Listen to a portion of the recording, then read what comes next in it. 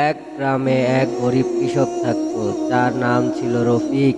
রফিকের জমি খুব কম ছিল এবং তার পরিবারের সদস্য ছিল অনেক। তারা বছরেই সে কঠোর পরিশ্রম করত, তার ছোট জমিতে চাষ করত। তবে প্রকৃতি বৈরিতা এবং ফসলের ভালো দাম না পাওয়ার কারণে তার সংসার চলত অনেক কষ্টে।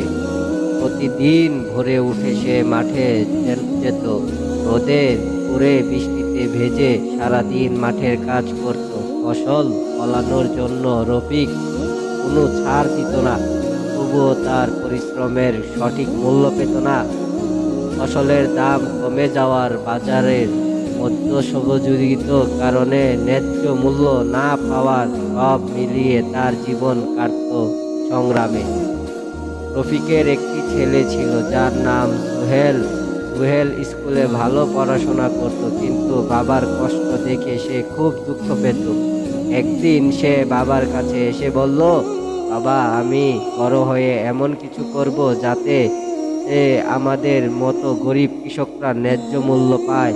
রফিক ছেলের কথা শুনে হাসলো এবং বলল, পরিশ্রম করবি বাবা, তবে আমাদের জীবনে ভালো কিছু আসবে। সুহেল পড়াশোনা শেষ করে কৃষি নিয়ে উচ্চ শিক্ষা অর্জন করলো। সে আধুনিক প্রযুক্তিতে ও উন্নয়ন কৃষি ব্যবস্থাপনার মাধ্যমে তার বাবার জমিতে কাজ শুরু করলো।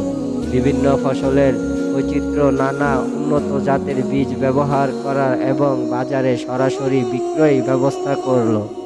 এভাবে রফিক সুহেলের কঠোর পরিশ্রম ও মেধা সমন্বয়ে তাদের জীবনের পরিবর্তন আসতে শুরু করলো। সুহেল প্রচেষ্টায় গ্রামটি অন্যান্য কৃষকও অনুপ্রাণিত হলো। সবাই মিলে উন্নত চাষাবাদের পথে হাঁটতে লাগলো। রফিক ছোট সেই জমির আজ অনেক বড় হয়ে, আর গ্রামে আর কোনো কৃষকের অভাবের মুখোমুখি হতে হয় না। এই গল্পটি আমাদের শেখায় যে পরিশ্রম, মেধা আর সচ্চিদাস থাকলে জীবন যুদ্ধে জয়ী হওয়া সম্ভব। কৃষকদের জন্য সম্মান এবং পরিশ্রম সঠিক মূল্য দেওয়াই সমাজের দায়িত্ব।